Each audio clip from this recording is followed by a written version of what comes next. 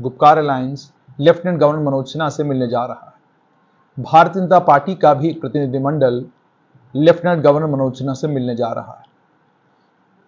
Gupkar alliance lieutenant governor Manoj Sinha से क्यों मिलने जा रहा है, उसका कारण गुपकार अलायंस ने यह बताया है कि आज गुपकार अलायंस की दिल्ली श्रीनगर में एक मीटिंग हुई।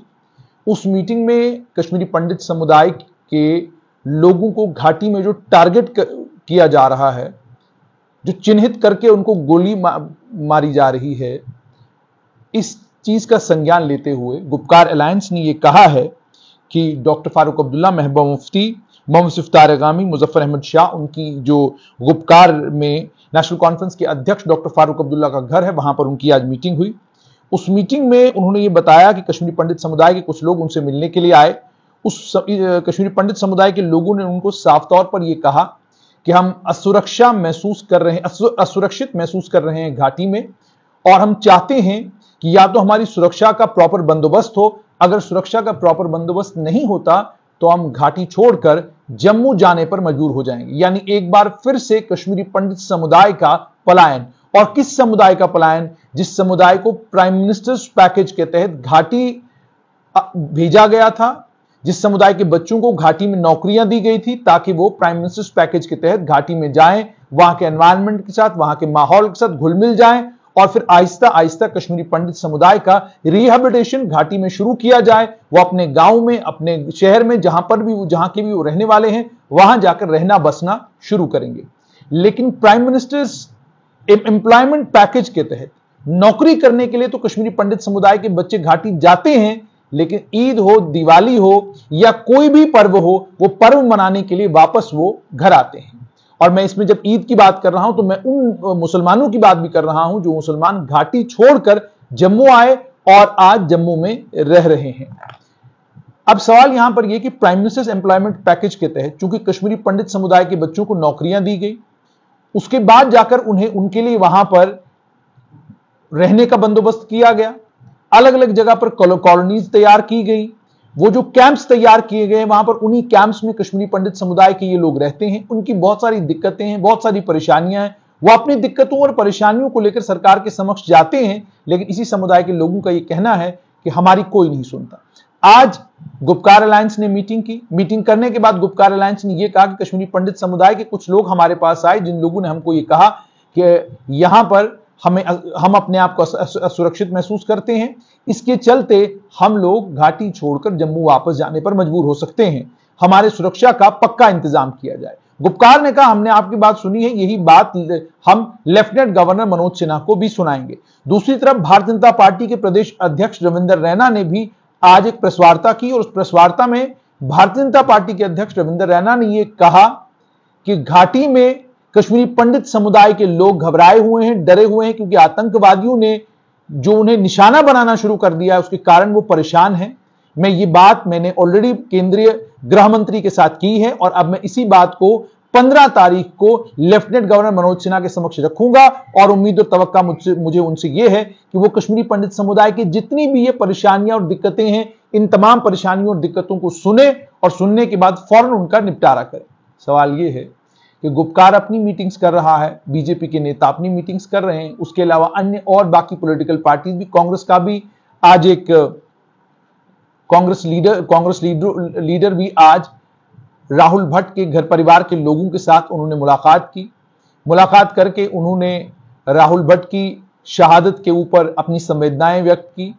लेकिन सवाल यह है कि कश्मीरी पंडित समुदाय के इस दुख और इस दर्द के वक्त में, इस तकलीफ के वक्त में आखिरकार मदावा कैसे किया जाए, दवा कैसे की जाए इसकी।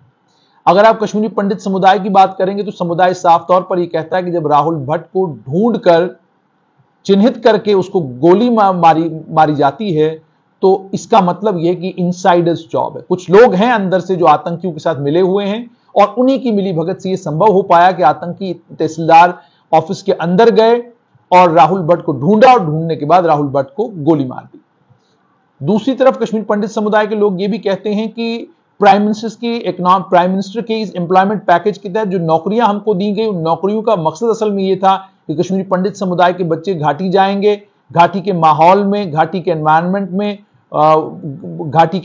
में रहेंगे, और आहिस्ता आहिस्ता वापस जो है रिसाइकल हो जाएंगे, दोबारा से अपनी दोबारा से घाटी में सेटल डाउन हो जाएंगे। ये बेसिकली प्राइम मिनिस्टर के इकोनॉमिक पैकेज का मकसद था। लेकिन क्या यह मकसद पूरा हो रहा है? बिल्कुल नहीं पूरा हो रहा। प्राइम मिनिस्टर के इकोनॉमिक पैकेज के तहत जब कश्मीरी पंडित समुदाय के इन बच्चों को कुछ एक कॉलोनीज तक महदूद करके रखना है और उन कॉलोनीज से ये बाहर नहीं निकल सकते और उन्हीं कॉलोनीज में रात को इन्हें वापस जाना है, तो बताइए फिर रीसेटलमेंट कैसे होगा? रीसेटलमेंट का मतलब तो यह था कि दोबारा से अपने घर में जाकर कश्मीरी पंडित समुदाय के लोग रहना शुरू करेंगे, लेकिन वो तो अभी भी संभव नहीं है। और जो कुछ कश्मीरी पंडित समुदाय के लोग घाटी गए हैं और अपने मकानों में वापस रहने भी लगे हैं, स्ट्रेट लाइन की टीम जब एक बार घाटी गई थी, उनसे बात की थी, तो उन्होंने भी ये कहा था हम यहां रह तो रहे हैं, लेकिन वो प्यार, वो मोहब्बत और वो जो पहले वाला माहौल था, वो माहौल अब नहीं है। ये बिल्कुल मुख्तलिफ माहौल है, ये बिल्कुल अलग माहौल है। अब सवाल यहां पर ये पैदा होता है, और कल आपने देखा कि जम्मू कश्मीर पुलिस ने जिस तरीके से लाठियां बरसाई कश्मीरी पंडित समुदाय के बच्चों के ऊपर, टीयर गैस शेलिंग हुई इन बच्चों के ऊपर। पहली बार ये प्रदर्शन करने के लिए उतरे इसलिए कि सरकार से नाराज थे। नाराज इस बात पर कि आपने तो कहा था कि 5 अगस्त 2019 के बाद आतंकियों में इतनी हिम्मत बाकी नहीं रहेगी कि वो अल्पसंख्यक समुदाय हो, कश्मीरी पंडित समुदाय हो या कश्मीर का मुसलमान हो, उसको निशाना बना सकें, इतनी हिम्मत उनमें नहीं होगी। लेकिन 5 अगस्त 2019 के बाद भी हमने देखा लगातार अल्पसंख्यक समुदाय के लोगों को भी टारगेट किया गया, कश्मीरी पंडित समुदाय के लोगों को भी टारगेट किया गया और वहां के उन मुसलमानों को भी टारगेट किया गया जो मुसलमान भारत की बात करते हैं, जो मुसलमान भारत के साथ आगे बढ़ने की बात करते हैं। अब ये सारी बातें कश्मीरी पंडित समुदाय के लोग कहते हैं और इसी के बीच में वो एक बहुत इंपॉर्टेंट बात कहते हैं। वो कहते हैं कि अगर प्राइम मिनिस्टर्स इकोनॉमिक पैकेज का मतलब सिर्फ कश्मीरी पंडित को नौकरी देना है, तो फिर ट्रांसफर पोस्टिंग इसमें भी उसी तरीके से होनी चाहिए जिस तरीके से बाकी नौकरियों में होती है। क्योंकि अगर रिहैबिलिटेशन होना ही नहीं है, जिस समाज में आप वापस जाना चाहते हो, जिस समाज का आप हिस्सा बनना चाहते हैं, अगर वो पॉसिबल नहीं है, वो नामुमकिन है, वो मुश्किल है, तो फिर केवल नौकरियों के कारण कश्मीरी पंडित समाज के लोगों को घाटी में रखना ये कौन सी अक्लमंदी है? जब आप जानते हैं कि माहौल ऐसा है, इतना हॉस्टाइल माहौल है कि एक आतंकी इतनी हिम्मत करते हैं कि वो तहसीलदार के दफ्तर के अंदर आकर वहां काम करने वाले एक जूनियर असिस्टेंट को गोली मार देते हैं, तो इसका मतलब आप खुद ही समझ सकते हैं कि आतंकियों का नेटवर्क जो है वो कितना स्ट्रांग है। इस आतंकियों के नेटवर्क को ध्वस्त करने के लिए सरकार क्या कर रही है? इस आतंकियों के नेटवर्क को खत्म करने के लिए सरकार क्या कोशिशें कर रही है? और दूसरी तरफ ये कि जो कश्मीरी पंडित समुदाय की इनसिक्योरिटीज हैं, उन इनसिक्योरिटीज को एड्रेस करने के लिए सरकार क्या कर रही है? जहां समुदाय के कल नौजवानों ने सड़क पे उतरकर ये साफ कर दिया कि वो न किसी से डरते हैं, न किसी से घबराते हैं। अब माहौल ऐसा बन चुका है, इस माहौल में वो भी सड़क पर उतरेंगे, हंगामा करेंगे और अपनी बात सरकार के समक्ष रखेंगे और सरकार को साफ तौर पर ये कहेंगे कि या तो आप हमें सुरक्षा प्रदान करिए, अगर आप सुरक्षा प्रदान नहीं कर सकते हैं तो कम से कम हमारी प्लेसमेंट्स, हमारी पोस्टिंगें वहां करिए जहां कम से कम माहौल सुरक्षित हो।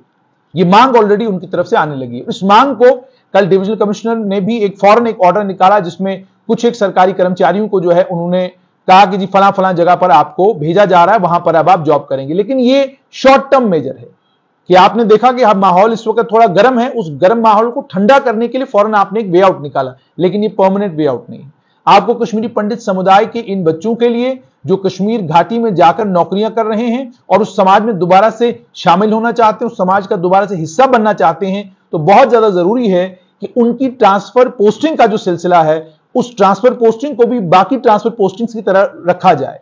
अगर बाकी तमाम सरकारी कवानीन कश्मीरी पंडित समुदाय के इन बच्चों के ऊपर जो पीएम पैकेज के तहत लगे हैं, अगर बाकी तमाम कानून इन पर लागू होते हैं तो ट्रांसफर पोस्टिंग का कानून इनके ऊपर लागू क्यों नहीं होता, ये समाज के बच्चे पूछते हैं। और इसी समाज में कुछ और बुद्धिजीवी हैं जो ये कहते हैं कि जी अगर आप तमाम बच्चों को ट्रांसफर जम्मू करेंगे तो यहां कहां वो नौकरी करेंगे, यहां किस जगह पर प्लेसमेंट है? फिर तो बात वहीं आकर फिर तो बात वापस वहीं चली गई जहां से बात शुरू हुई थी। हम ये चाहते हैं घाटी में ही ये बच्चे रहें, नौकरियां करें, लेकिन इन्हें प्लेस ऑफ पोस्टिंग उस जगह दी जाए जिस जगह पर इन्हें सुरक्षा महसूस होती हो, सुरक्षित महसूस होती हो, जो जगह वहां पर इनको पोस्ट किया जाए। दूर दराज इलाकों में इनको पोस्ट न किया जाए, बहुत इंटीरियर एरियाज में इनको पोस्ट न किया जाए, डिस्ट्रिक्ट हेडक्वार्टर पर अगर आप इनको लाते हैं तो डिस्ट्रिक्ट हेडक्वार्टर के दाएं बाएं इनको रखें, डिस्ट्रिक्ट हेडक्वार्टर पर इनसे काम लें, बजाय इनसे गांव देहात में या दूर दराज इलाकों में काम लेने के जहां पर ये आतंकियों की गोली का निशाना बन सकते हैं। बेहतर यह कि जब तक माहौल साजगार नहीं होता,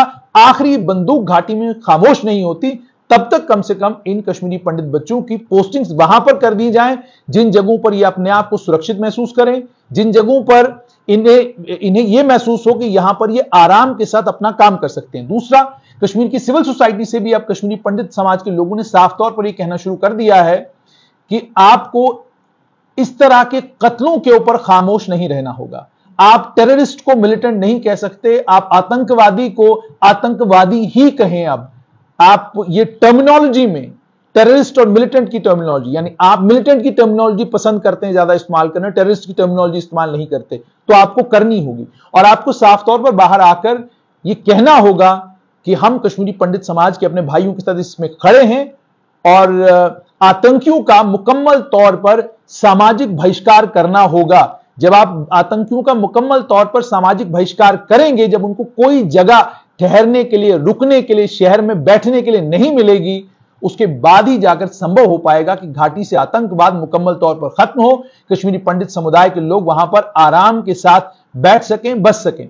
दूसरी बात यह भी है कि वहीं कश्मीरी पंडित समुदाय के वो लोग भी हैं जो ये कहते हैं कि आतंकवाद का मुकाबला तो फौज करती रहेगी और आतंकवाद तो एक कॉन्टिन्यूस प्रोसेस है, खत्म होने वाला नहीं है। बेहतर है कि आप एक सेपरेट होमलैंड हमें दे दें, वहां पर जाकर हम दोबारा से अपनी जिंदगी को शुरू करेंगे। इस पर भी ये भी समाज के लोग कह रहे हैं। वहीं पर जैसे मैंने आपको कहा कि गुपकार अलायंस ने आज मीटिंग की, वो कल लेफ्टिनेंट गवर्नर से मिलेंगे, भारतीय जनता पार्टी के लोग लेफ्टिनेंट गवर्नर से मिलेंगे। कश्मीरी पंडित समाज के अंदर लोग हैं जो ये शिकायत करते हैं कि हम लेफ्टिनेंट गवर्नर से मुलाकात करना चाहते हैं, लेकिन लेफ्टिनेंट गवर्नर के पास हमारे लिए समय नहीं है, वो हमको मुलाकात का समय नहीं देते।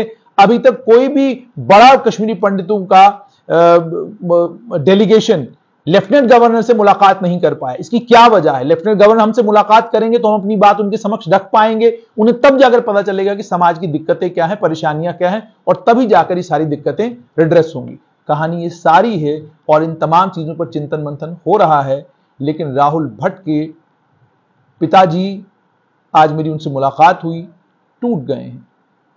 उनकी माताजी भी टूट गई हैं और उनके पिताजी ने एक बहुत कीमती बात कही। उन्होंने कहा कि मैंने 2020 में मैं रिटायर हुआ, रिटायरमेंट के बाद मुझे लगा था कि अब जिंदगी में आराम और सुकून के अलावा कुछ नहीं होगा, मैं अपनी जिंदगी आराम से गुजारूंगा, रिलैक्स करूंगा, मेरे पास अब करने के लिए कुछ नहीं है। मेरे दोनों बेटे जो हैं नौकरियां कर रहे हैं, जिंदगी बहुत अच्छी चल रही है।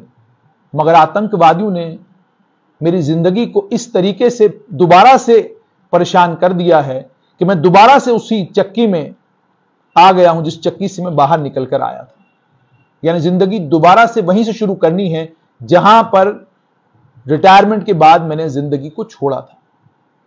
सवाल यह है, ये राहुल भट्ट के पिताजी का कहना है। राहुल भट्ट के पिताजी ने अपना बेटा खोया है, उनकी मां ने अपना लाल खोया है, और अब गुपकार भी कहेगा, बीजेपी भी अपनी बातें कहेगी, सिविल सोसाइटी भी अपनी बातें कहेगी, सबकी बातें चलती रहेंगी, इस पर राजनीति भी होगी, सब कुछ होगा, लेकिन भट्ट साहब के यहां राहुल नहीं होगा।